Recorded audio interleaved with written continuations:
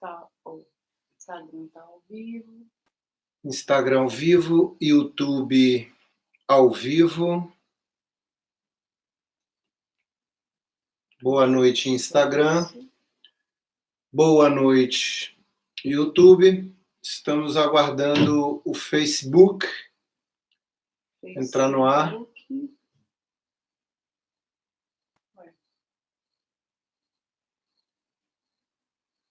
Só mais um momentinho, o pessoal começou a entrar aí no YouTube. Boa noite. Já está ao vivo no Instagram, aguardando só mais alguns segundinhos a entrada no ar no Face. Agradeço aí pela compreensão.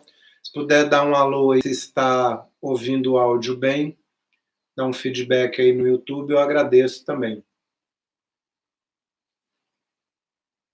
Estamos aqui enrolando um pouquinho, esperando o Face começar. Engraçado, o Face está pedindo para colocar em pé. O Face está pedindo para ficar de pé? Então vamos colocá-lo de pé. Hoje o Face está engraçadinho. Não sei. Acho que é essa aqui. Mas é para cá. Peraí, só um momentinho. Gastei o tripé. Aqui, ó.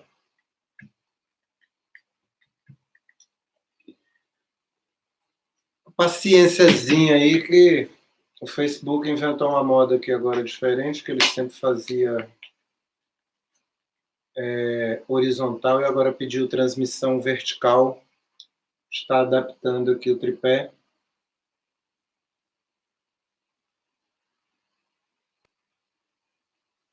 Hoje nós vamos falar sobre processo de cura. O pessoal no YouTube aí está com áudio ok? Facebook, ok. Facebook entrou, então Facebook ok, Insta ok, YouTube ok. Pergunta se o som tá bom aí. O som tá bom aí no Insta, no Face, no YouTube. Se o pessoal puder dar o feedback aí, quiser dizer também de que cidade que tá vendo, a gente agradece aqui só para começar. Vamos lá? Então, hoje vamos trazer a segunda parte do conteúdo sobre o processo de cura. Na primeira parte, nós falamos sobre a cura. Tati, me ajuda aí com a colinha da parte 1, que está aí.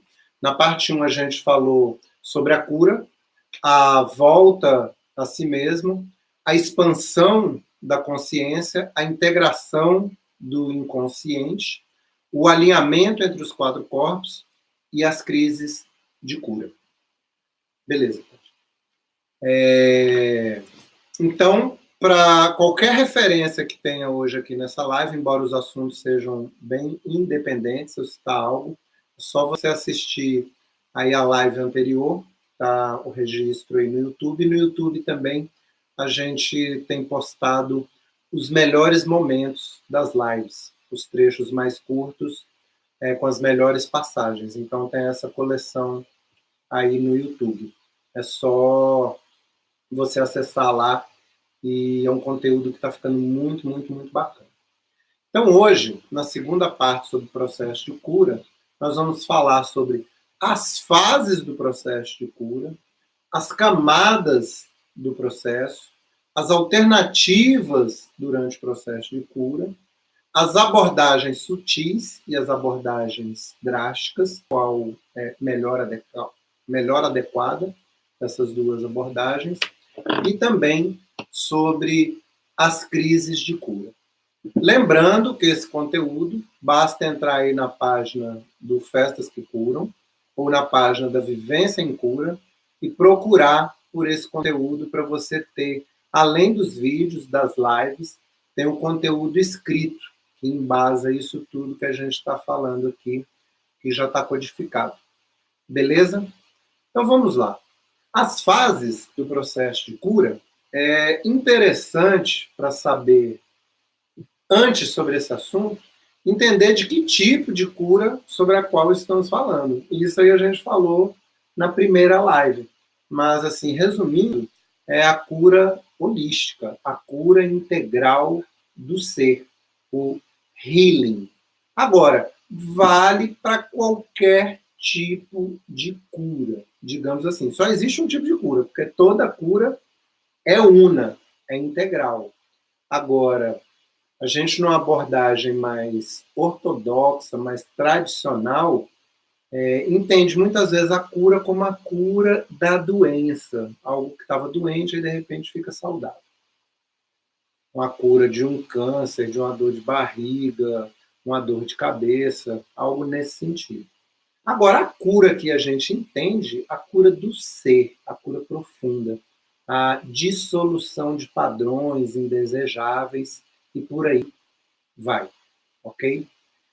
Tem vários estudos, vários autores, vários pesquisadores, vários curadores definem fases para o processo de cura. Há uma comunhão assim do pensamento em algumas dessas linhagens que vão aceitar uma fase e também algumas diferenças aqui e ali. Então, o que eu vou falar aqui, você pode falar, mas eu vi em um local tal que não era bem essa, era aquela outra. Ok, é igual eu falei, depende da linhagem de onde você está vendo isso. E como eu sempre digo, e a gente trouxe aqui na primeira live, o mais importante é o seu próprio acesso, você assumir a responsabilidade. Então, vou te dar uma sistematização das fases do processo, que eu acho bem interessante, e que eu vi com a Barbara Brennan. A Barbara Brennan tem um livro, um best-seller famosíssimo, que é o Mãos de Luz. Então, ela descreve a primeira fase, e aí há uma confluência na maioria dos estudos, aceitando e entendendo essa primeira fase, como sendo a fase da negação. Negação. Então, isso é bem evidente para a gente sentir, ver a ocorrência desse momento, quando, por exemplo, a pessoa recebe um diagnóstico de uma doença grave, gravíssima. Um resultado de HIV positivo, um diagnóstico de câncer, alguma coisa nesse sentido. A pessoa, primeiro momento, a primeira tendência dela é falar, não é possível. Comigo, não. A negação. A negação, ela é importante no sentido de mobilizar uma defesa temporária. Durante a mobilização dessa defesa, há um agregado, uma união, uma junção de recursos internos da pessoa para poder avançar para a próxima fase. E isso considerando-se, igual eu falei, a pessoa receber um diagnóstico e falar, não, caramba, comigo, não. Agora, olha o que acontece. Nessa cura profunda, que a gente falou, na cura holística, na cura integral, é bem interessante essa coisa da negação, porque a maioria de nós nega a doença. Mas que doença? A doença da não integralidade, da não realização. Eu cheguei a citar aqui, deixa eu ver aqui, que parece que tem alguma coisa aqui dando uma notificação nesse... Ver se eu consigo fechar esse negócio. Espera aí que esse computador não é o meu usual e ele está aqui dando notificação. Eu quero ver como eu fecho aqui. Só um pouquinho, pessoal. Consegui. Então, assim, estava falando da negação dos processos de integralidade do ser. Então, eu citei um caso interessante aqui de um amigo meu na live anterior, ele falando aqui do trabalho, do Faz que Curam para a pessoa, e a pessoa falou assim, mas eu não estou doente. Aí ele falou assim, não, todo mundo está doente.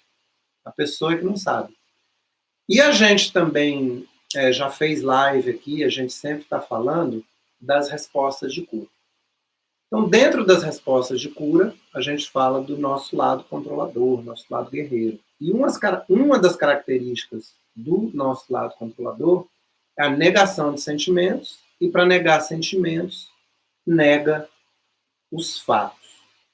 Então, hoje mesmo, num atendimento online que eu estava fazendo, eu citei mais uma vez algo que eu cito muitas e muitas vezes nos atendimentos terapêuticos individuais com as pessoas. Ela fala assim, poxa, eu descobri isso aqui agora sobre mim. É muito chato isso. Sempre, muitas vezes, né? Muitas vezes eu falo assim, que bom que você descobriu isso sobre você mesmo. Por exemplo, que você é uma pessoa controladora, que você é carente, que você é desconectado. Por quê? Porque a maioria das pessoas morrem sem ao menos se dar conta de um determinado padrão danoso para o seu equilíbrio psíquico, emocional, espiritual, para a sua manifestação.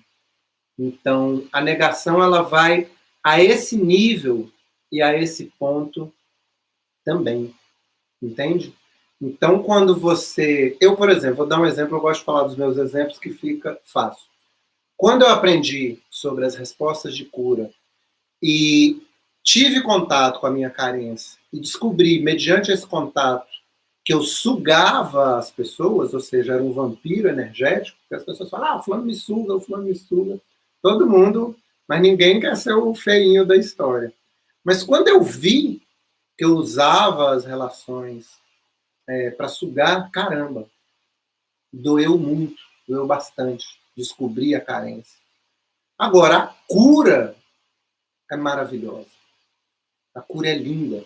A minha relação com as crianças mudou profundamente a partir desta descoberta. E é como eu disse, a maioria das pessoas não chegam a saber disso.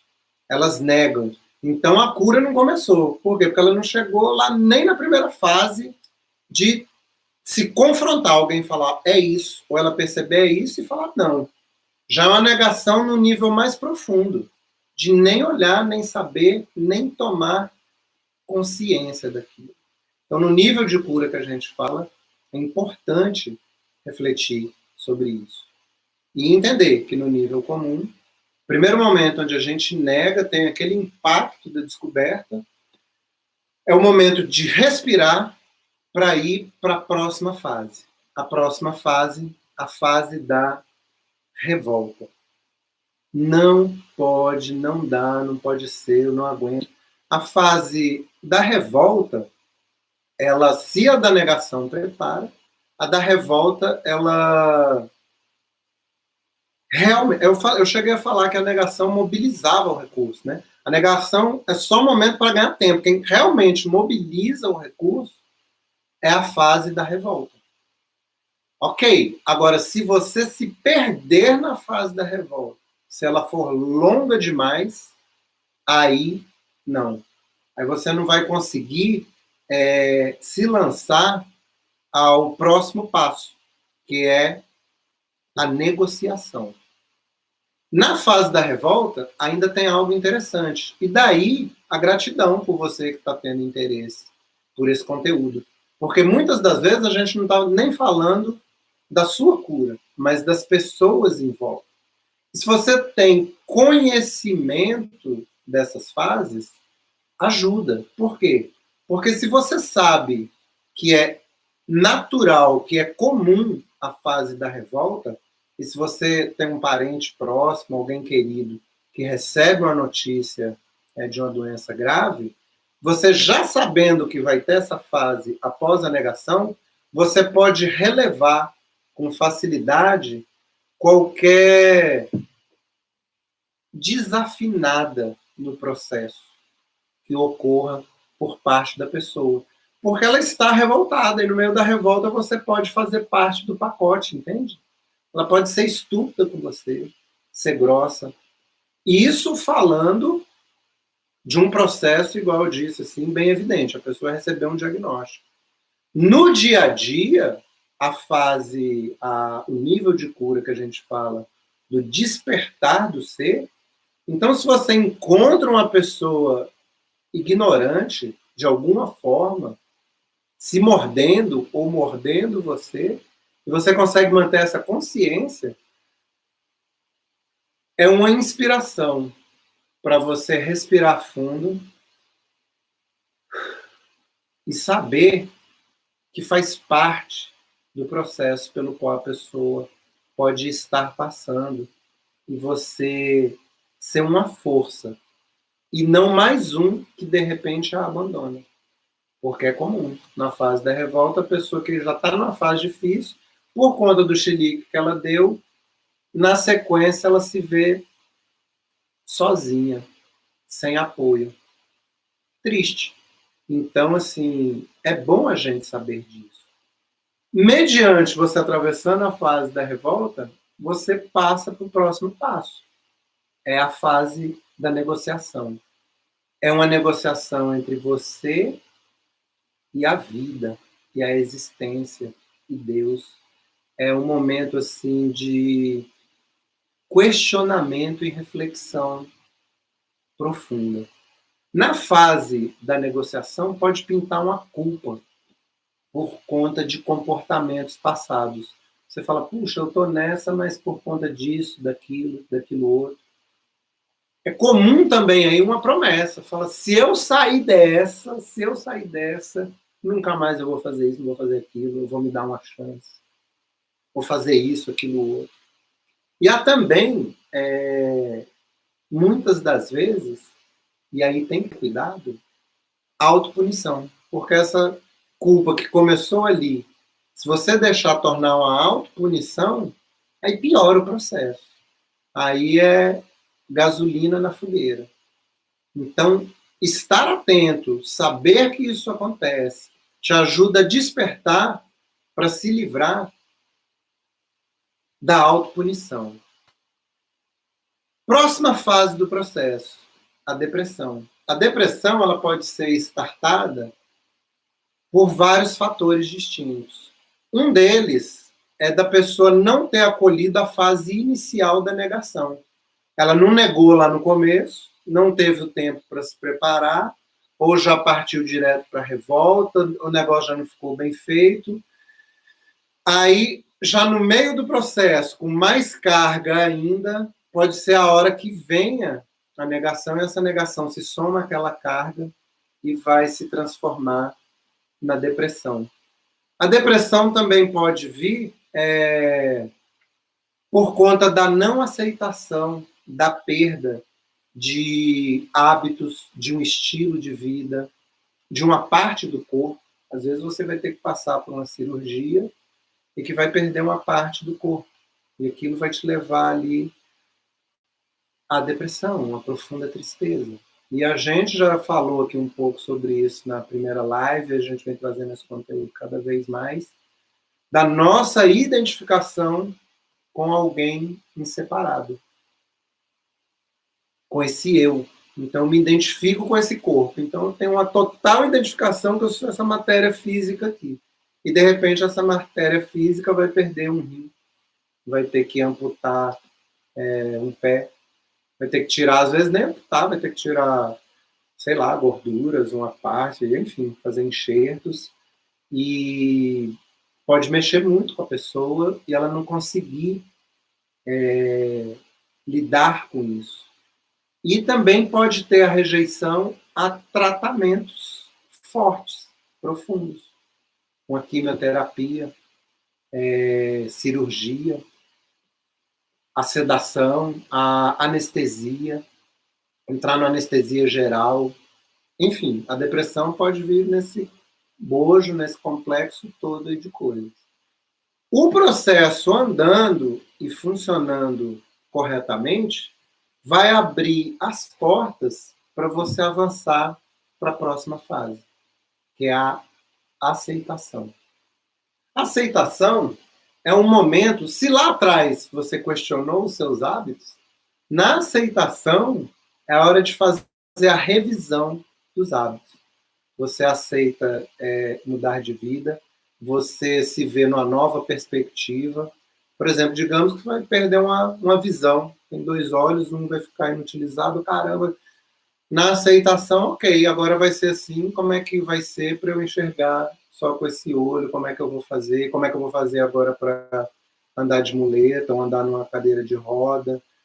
Adaptação a essa nova fase, a essas novas exigências. Da aceitação, eu abro o portal para o renascimento. A fase do renascimento, para que ela ocorra bem, uma coisa interessante é que a pessoa consiga ter um processo de interiorização profunda. Para, mediante essa interiorização profunda, ela possa gestar um novo eu que vai nascer de dentro dela mesma. E a fase final é a criação de uma nova vida. A criação de uma nova vida.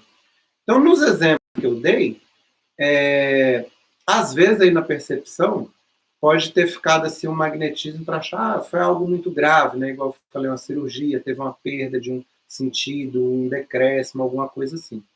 Agora, olha o que acontece.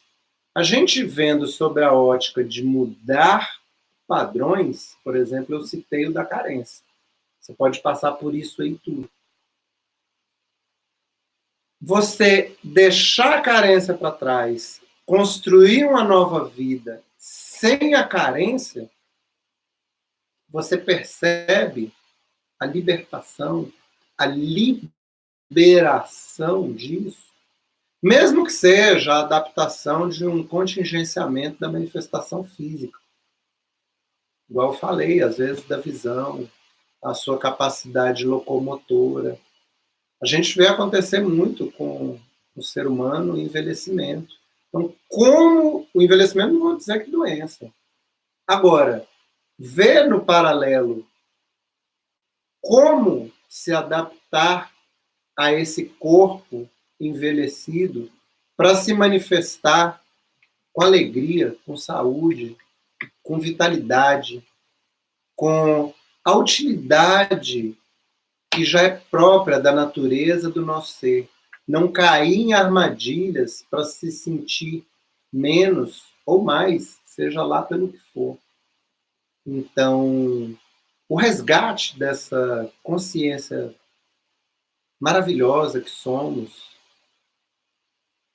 a cura dessa doença do mundo, da limitação pela qual temos passado, e o despertar, o desabrochar da nova consciência que vem se imantando no planeta Terra, passou por todas essas fases.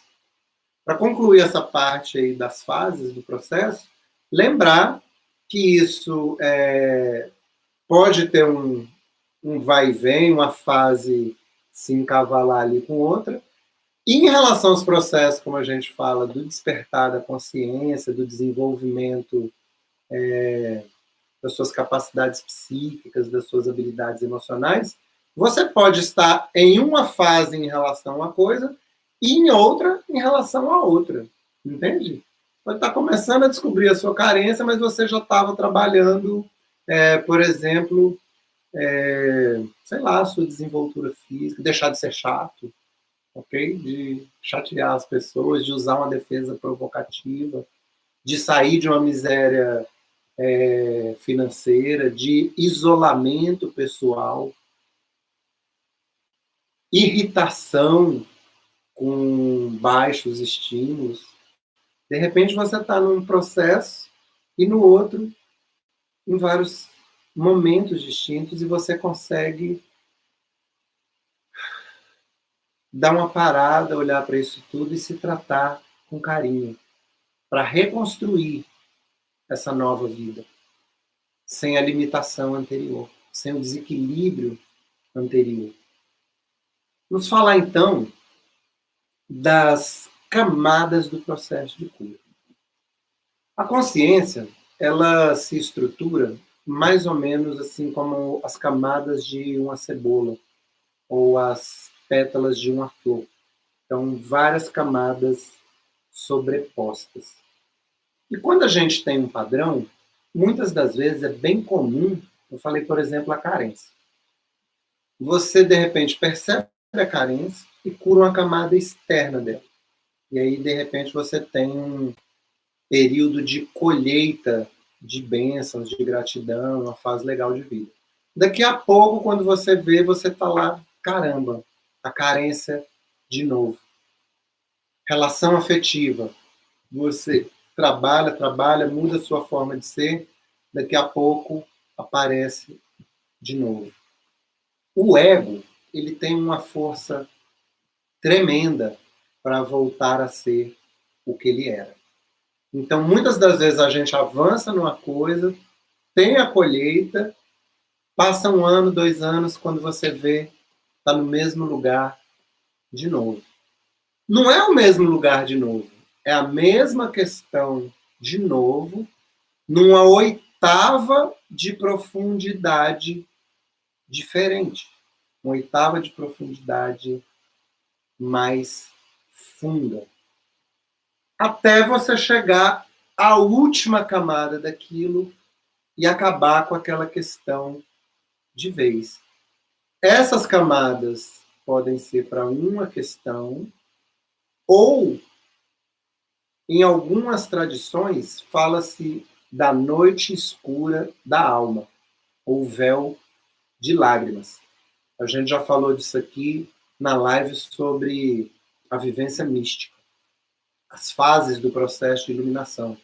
Que antes lá do último portal, da última fronteira, você tem a grande ou a última dificuldade, o último dragão do último portão.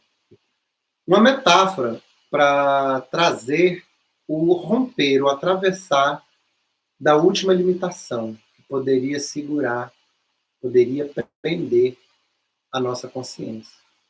Ou seja, atravessando isso também, resgatei a total liberdade. Uma coisa que eu acho legal assim de alertar e compartilhar das camadas do processo de cura, que eu venho fazendo um estudo e observação há muitos anos e tem ocorrido algo comigo, eu compartilho com as pessoas e estudo e estou constatando isso. Olha que interessante nessas camadas. Quando você resolve algo dentro de você, é comum ele aparecer logo em seguida numa pessoa próxima. É como assim, você conseguiu ter um primeiro nível da cura e tirou disso aqui que você entende como a personalidade de dentro do ambiente interno da personalidade e botou para fora.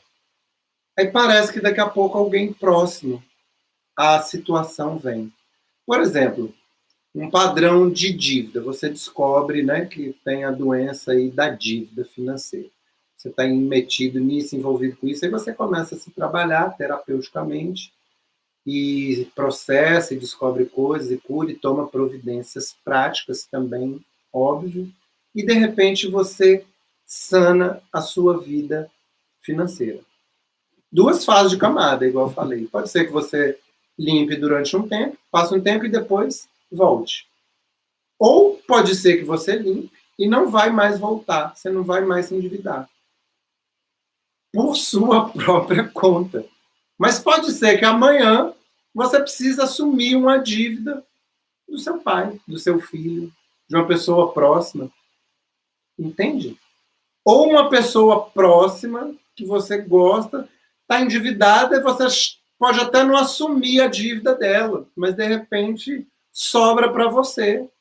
Ela, por exemplo, vai ter que vir morar na sua casa, você vai ter que ajudá-la com isso, com aquilo outro, vai ter que... Pode não assumir a dívida, mas vai sobrar para você uma parte. Entende? E se você realmente curou na base, você vai conseguir respirar fundo, não se envolver nesse caldo, ou se envolver e sair rapidamente e depois não se envolver mais, não atrair mais isso, ou até mesmo contribuir para que essa pessoa que chegou com esse padrão seja inspirada. Ilumine-se por sua inspiração para também sair dessa. não passar mais por isso. E isso é show. Muito, muito legal. Outra coisa sobre o processo de cura que nós vamos falar hoje são as alternativas durante o processo. As alternativas, elas servem quando estamos tratando de padrões ou lidando com coisas que nos permitam fazer uma transição segura e bacana. Eu vou fazer a analogia inversa para chegar ao que eu quero dizer. Porque, por exemplo, já ouvi pessoas falando assim sobre o vício do cigarro. O vício do cigarro, óbvio, é um assunto que tem muitas vertentes, muitas linhas e milhares de experiências diferentes. Então tem gente que para cortar o cigarro, corta de uma hora para outra. Tem gente que vai diminuindo. Tem gente que faz assim, tem gente que faz assado. E uma vez, eu vendo alguém falar sobre esse processo do cigarro ir diminuindo, aí alguém querendo fazer analogia, fez assim, ó, se eu for cortar o rabo do cachorro, você vai cortando ele pedacinho por pedacinho ou você corta de uma vez? Para induzir a pessoa, não, né? Ele é da teoria de que para cortar o vício do cigarro, você tem que cortar de uma vez. Ok, pode funcionar para alguém, determinado tipo de apoio. Agora, a experiência mostra, os fatos mostram para a gente que muitas e muitas pessoas conseguiram sair desse vício diminuindo, ou usando o que eu estou chamando as alternativas durante a fase de processo, durante o processo, né? Por exemplo, o tal do cigarro eletrônico. A pessoa troca o cigarro de tabaco, de repente, pelo cigarro eletrônico. Ela troca o cigarro pelo adesivo de nicotina. Alternativas durante as fases de mudança do processo. Você pode trocar um vício grave por um vício menos grave, porque o que está na base do vício é a compulsão. Então, assim, você se libertar, se curar da compulsão de uma vez só, pode ser um salto para o qual você não esteja preparado. Então, por exemplo, você pode estar num vício de drogas, sei lá, cocaína, crack, vício da maconha, sem julgar aí as substâncias. Nós estamos falando de vício. O vício, seja ele qual for, não é bacana. Agora, você está lá num vício da substância. A substância está degradando você fisicamente. De repente, você consegue trocar o vício da substância, por exemplo, por vício do videogame. Para se afastar ali das pessoas, do ambiente, para ocupar a sua cabeça. No momento inicial, a pessoa entra ali. Eu estou falando de exemplo vivido, conhecido. Esse que eu estou citando. De acompanhar esse processo. Sai da substância, de repente, cai no joguinho, videogame. Joga 6 horas por dia, 8 horas por dia, 10 horas por dia. Durante um período. Beleza. Depois diminui o vício no jogo. De 8, 10, 12 horas num dia, cai para 6, 4, 3, 2. Depois, não, vou trocar a compulsão aqui do vício do videogame e vou trocar pela compulsão da malhação. Ok, vou lá para a academia, ficar frito na academia. Academia, a princípio, seria legal. Agora, se eu estou frito, se eu estou compulsivo naquilo, melhor que seja na academia do que no videogame. Entende? Porque o bom é não estar frito em nada. É eu estar tranquilo, é fazer tudo no equilíbrio. Alternativas durante a fase de mudança. Quero citar um exemplo pessoal.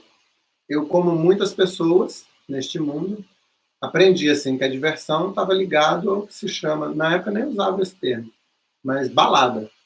A night, a coisa, a bebedeira e sair, enfim, muito comum isso nesse mundo. Então estava ir atrás disso, porque o modelo que tinha recebido de diversão era esse. E, de repente,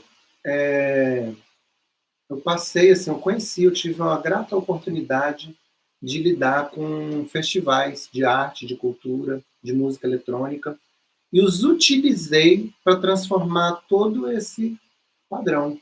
Então, às vezes, o que era em ambiente fechado, longe da natureza, lugar sem ventilação, de repente eu me vi curtindo, dançando na natureza, em praias de rio, com som alto do jeito que eu gostava e queria, me divertindo, mas num lugar onde eu poderia deitar a qualquer momento, diferente da noite, que você não tem onde descansar, relaxar o corpo, pode se entregar, fechar os olhos.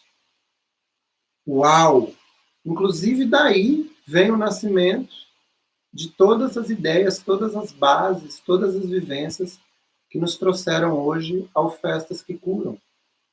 E isso cresce no mundo. Hoje mesmo a gente teve um depoimento aí no Instagram de uma amiga que teve na primeira edição do que se tornou o Festas que Curam, né? Na época era Jornada de Encontro e Desenvolvimento Pessoal.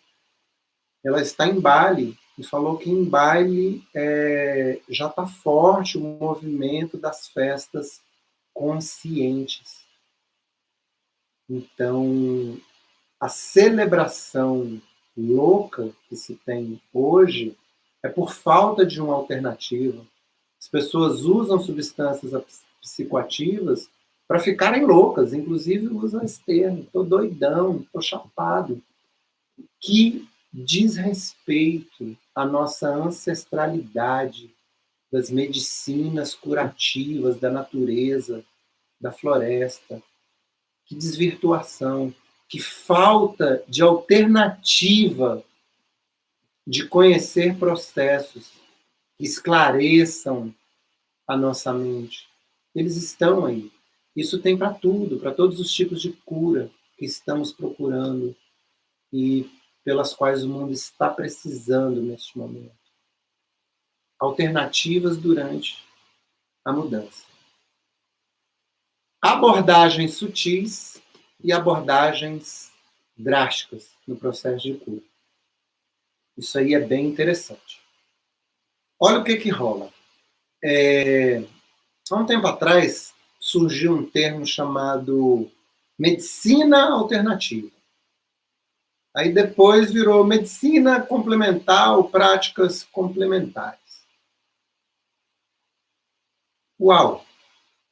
Muitas das vezes, quem caiu para esse viés das, digamos, medicinas alternativas, as práticas complementares, às vezes a gente vê a galera viajando na maionese. Assim, fica como a caricatura, né? Do cara muito zen, fala, não, eu vou rezar aqui, vai dar tudo certo. Eu quero me tratar com práticas sutis, limpar o meu pensamento, limpar a minha mente, vai resolver. Ok, isso é importante, é um resgate da nossa consciência. Agora, olha que interessante. Não adianta, em determinada situação, você virar para uma pessoa que está numa maca de uma emergência de hospital, que veio numa ambulância, dizendo a ela que o que está acontecendo com ela ali é uma mágoa que ela tem do pai dela, lá da infância. Por quê? Porque mesmo que seja, não dá tempo de curar ali naquele caso, por exemplo, sutilmente, porque se não botar a pessoa na sala de cirurgia, anestesiar, cortar o externo, abrir o peito, safenar o coração, hoje já tem até métodos mais fáceis para safenar, mas enfim, submetê-la a um procedimento cirúrgico invasivo, não dá para discutir o sexo dos anjos ali, entende? Dentro das terapias também tem esse desdobramento. Na década de 80, teve um boom aí das terapias do estilo matar o pai e mãe. As pessoas, inclusive tem um processo muito famoso, a pessoa se isola, passa uns dias isolado, tal, não pode ver o pai e mãe, porque, enfim, toda a teoria psicanalítica, psicológica, desde o Freud, as associações, hoje a gente sabe, óbvio, né? Sua base nasce daquele pai, daquela mãe, daquela família. Está muito profundo, muito ligado a todo o seu processo de formação do eu personalístico. Então você vai lá, resolve aquelas questões na base, dá um grande resultado. Mas aí tinha essas terapias de matar o pai e mãe, ou seja, radical, drástico, as terapias de catarse. Eu, por exemplo, passei por muita catarse emocional, acho muito bacana, e passei ao ponto de, inclusive, passar do ponto. Descobri que, caramba, perdi energia demais em determinada catarse e a crise de cura que vinha era muito grande. O acompanhamento de processos psicológicos e terapêuticos aí também ao longo do tempo mostrou que algumas pessoas que passaram por esse processo profundos de matar, né, entre aspas, como se fala, o pai e a mãe dentro de si, dentro dos pensamentos e dos condicionamentos, passados vários anos, voltaram a alguns estágios, algumas coisas, aquilo que eu falei, algumas fases, algumas camadas. Então, assim, o que é melhor? Uma abordagem sutil ou uma abordagem drástica? É óbvio que o melhor é o que for mais adequado para aquele momento, para aquela situação. Muitas vezes as pessoas não querem um tratamento assim mais forte, efusivo, efetivo, mas também não adianta, entende? Às vezes é necessário o remédio, ou só descobrimos até o momento, o remédio amargo. Agora, qual é o erro na outra polaridade que trouxe isso tudo e o grande retorno aí das ditas, como a gente falou, medicinas, terapias e práticas alternativas, complementares? Que a pessoa simplesmente fica só nas intervenções drásticas, no remédio alopático forte. Muitas das vezes a pessoa toma um remédio 20, 30 anos para depressão, para ansiedade, e não vai olhar as causas. Então a medicina ortodoxa é muito boa em várias coisas, especialmente no diagnóstico, na intervenção cirúrgica e na intervenção alopática pontual e precisa. Agora, ela tem apanhado no tratamento da depressão, no tratamento das questões de ansiedade, os desequilíbrios, desalinhamentos da coluna, onde, por exemplo, a medicina tradicional chinesa tem muito melhor efetividade. Então, o cara lá que estava na maca e que foi safenado, ótimo, foi salvo ali e tal, vai ter mais um tempo. Agora, se ele sai dali e ele não revisa os processos internos, não volta lá que a gente falou no começo, né? Ele não recria uma nova vida, daqui a pouco ele vai ter outro ataque cardíaco, porque não mudou nada, não foi na base. Então, o equilíbrio entre o sutil e o drástico, saber o que você precisa, olhar para o que e aceitar o que no seu processo, para você sair do outro lado, resgatar você mesmo. Entende a importância disso? Fazer o que for necessário para sair do outro lado, com a sua cura, com o seu despertar. Fazer um mix do que é sutil e do que é drástico. Olhar para o que você come, olhar também para o que você pensa, para o que você sente. Fazer o que é preciso, sem pressa e sem perda de tempo. Para finalizar hoje, vamos falar sobre as crises de cura. As crises de cura são comuns nos processos, tanto drásticos quanto sutis. Quando há uma catarse, por exemplo, uma liberação emocional muito intensa, junto com aquela evasão, você passou um processo catártico de botar raiva, tristeza para fora. A sua energia vai evadir. E junto com tudo aquilo que não interessava mais, o seu quanto de energia também baixa junto. Por quê? Porque você usou energia para colocar tudo aquilo para fora. Nessa baixada de energia, seu sistema imunológico pode dar uma diminuída na força. Nessa diminuição, pode aparecer alteração do sono, diarreia, diminuição da atenção, várias pequenas coisas, ou até mesmo grandes. Então, isso nos processos de despertar terapêuticos. Num processo cirúrgico, a mesma coisa. Você vai lá, abre, corta, anestesia, fecha. Depois você tem aquela crise, porque os pontos estão ali doendo, vai tirando, você vai... Aquela sensação desagradável que todos nós já passamos, né? De você não conseguir, muitas vezes, nem espirrar. Você fala, caramba, eu não sabia que espirrar eu usava o meu corpo inteiro, porque espirrei agora, doeu tudo. Um processo de intervenção drástica. Num processo onde, por exemplo, você toma consciência de um padrão que você estava tendo de autossabotagem, autopunição, fala, poxa, eu estava me punindo, eu arranjei esse trabalho com esse chefe, eu entrei nesse relacionamento, fiz isso aqui da minha vida e agora estou nessa. Aí você descobre, passa por todo o processo, resolve e depois dá aquela baixa, aquele down. O down é um momento de recolhimento, revisão, retomada, respiração. Várias e várias vezes eu já fui questionado pelas pessoas, falando, Luiz, acontecendo isso, isso, isso assim comigo. Você acha que tem a ver com a sessão que a gente fez? Eu falo, caramba, óbvio que tem. A gente mexeu na sua vida toda, a gente abriu um campo de constelação aqui, você viu coisas profundas, fez um processamento de EFT que você entrou numa catarse, chorou, reviu. A gente falou aqui na parte 1 da live do processo de cura sobre a integração do inconsciente. Então, quando você desperta disso, você consegue acompanhar os seus sonhos. Que determinado sonho difícil, complicado, está fazendo parte de uma crise de cura pela qual você possa estar passando.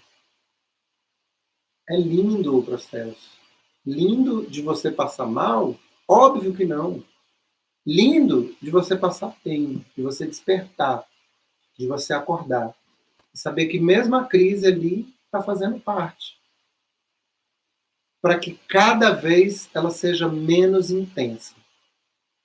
E que você tenha mais centramento, mais força, mais paz, mais poder, mais luz. Mais luz. É o que estamos precisando. Gratidão. Namastê. Vamos em frente. Assistam as lives. Entra aí no site do Festas que Curam, independente de quando você esteja vendo essa live, e venha ter uma experiência real, direta com a gente, presencial. Veja quando será o nosso próximo evento. Tudo o que compartilhamos em nossos conteúdos, óbvio, aplicamos na prática, nos nossos eventos. Vem dançar com a gente, vem celebrar com a gente. O mundo está precisando do nosso rito de cura. Vamos em frente. Gratidão.